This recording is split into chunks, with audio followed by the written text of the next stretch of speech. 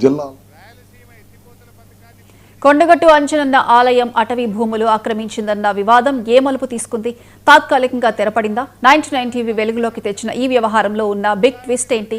అటవీ శాఖ నోటీసు నిజమని తెలిపిన హిందూ సంఘాల ఆగ్రహం ఎందుకు చల్లారింది?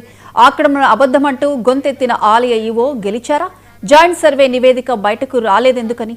పెద్దల చేతుల్లోకి వెళ్లిన నివేదికలో ఏముంది? ఈ వివాదం తాజా పరిస్థితి మీద 99 టీవీ ప్రత్యేక కథనం.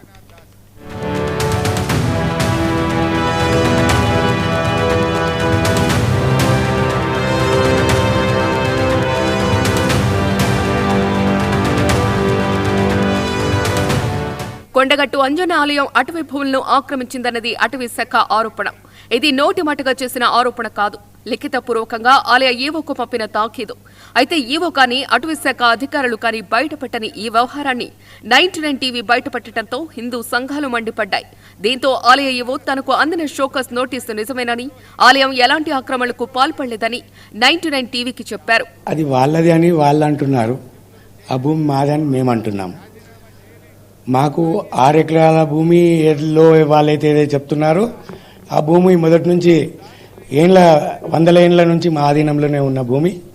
అంతేకాకుండా దేవస్థానానికి మొత్తంగా 650 పైలిచ్చిలకు దేవస్థానానికి భూమి ఉన్నది. దానికి ఆనుకొని ఫారెస్ట్ డిపార్ట్మెంట్కి సంబంధించిన భూములు ఉండడం వల్ల వాళ్ళు ఆ భూమి మాది అని అనుకొని వారు తప్పుడుగా భావిస్తూ మాకు నోటీసులు ఇస్తున్నారు. నేను రాకముందే ఉన్న ఈఓకి ఒక నోటీసు ఇవ్వడం జరిగింది. దాన్ని నేను వచ్చిన తర్వాత కూడా ఒక రిమైండర్గా పెట్టారు. దాన్ని చూశాను. నేను చూసి దాన్ని వారితో నేను మాట్లాడి ఉంటే దాన్ని ఆ భూమి మాది అనే విషయాన్ని కూడా వారికి స్పష్టం చేశాను.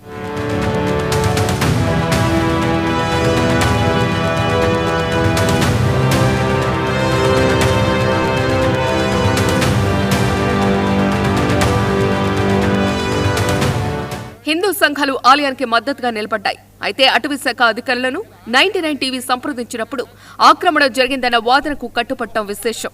వాళ్ళే కొండగట్టు టెంపుల్ వాళ్ళు ఏమంటున్నారు, మాదే అని అంటున్నారు. దీని మీద జాయింట్ ఇన్స్పెక్షన్ కొరకు ఏడేసర్లకు మేమే రాయడం జరిగింది. జాయింట్ ఇన్స్పెక్షన్ జరిగితే తేలుతుంది, రెవెన్యూ ఫారెస్ట్ ఏంటి డిస్ప్యూట్ అనేది సాల్వ్ అవుతుంది అని చెప్పి ఏడేసర్లర్ గారికి జాయింట్ ఇన్స్పెక్షన్ కొరకు రాసినాం. త్వరలో జాయింట్ ఇన్స్పెక్షన్ రిజల్ట్ కూడా పూర్తవుతుంది. జాయింట్ ఇన్స్పెక్షన్ రిజల్ట్ పూర్తయినప్పుడు మనకు వాస్తవం ఏందన్నది బయటకు వస్తుంది. కాకపోతే మా రికార్డు ప్రకారం మాత్రం అది ఫారెస్ట్ భూమి. 2 శాఖల మధ్య ఎలాంటి వివాదం లేదు. వాళ్ళు ఒక 2 acres ల్యాండ్ పార్కింగ్ కొరకు కావాలి, మాకు అలాట్మెంట్ చేయండి అని చెప్పి నా దగ్గర ఈవో గారు వచ్చి ఒకసారి అప్లికేషన్ పెట్టడం జరిగింది. నేను ఈవో గారికి గైడ్ చేయడం జరిగింది. ఏమనంటే ఈ ఫారెస్ట్ ల్యాండ్ అలాట్మెంట్ అనేది డిఎఫ్ఓ పరిధిలో లేనటువంటి అంశం. ఇది సెంట్రల్ గవర్నమెంట్ దగ్గర అలాట్మెంట్ అనేది జరగాలి. మీరు పర్వేస్ 2.0 అనే portal, government of India portal apply చేసుకోండి.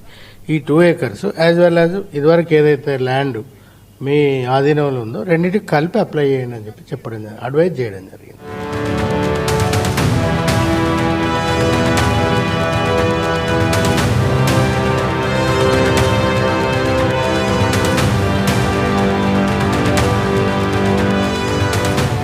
ఇలా ఉండగా 99 టీవీ వార్తా కథనం రేపిన కలకలానికి వీలైనంత త్వరగా ఫుల్ స్టాప్ పెట్టాలని తెలంగాణ ప్రభుత్వం నిర్ణయించుకుంది.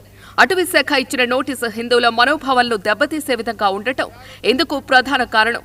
అందుకే కొండగట్టు భూముల వివాదాన్ని తేల్చాలని ఆదేశాలిచ్చింది. ఫలితంగా ఫారెస్ట్, ఎండోమెంట్, రెవెన్యూ శాఖలు ఉమ్మడిగా సర్వే జరిపాయి. జాయింట్ కలెక్టర్, జిల్లా అటవీ అధికారి, ఆర్డీఓ సర్వేకు వస్తున్నట్టు తెలియగానే జాయింట్ సర్వేను అడ్డుకుంటామని విహెచ్పి, వానరసేన, రామతండు హైందవ సంఘాలు ప్రకటించడంతో ఉద్రిక్త వాతావరణం ఏర్పడింది. ఏమైనా ఈ జాయింట్ సర్వే ఏం తేల్చిందనేది మాత్రం బయటికి రాలేదు.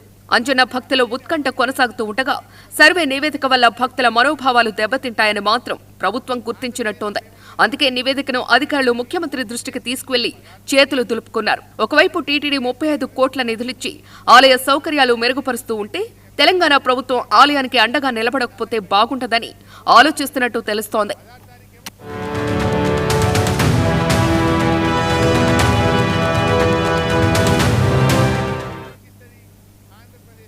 గుంటూరు జిల్లా పొన్నూరులో శాంతి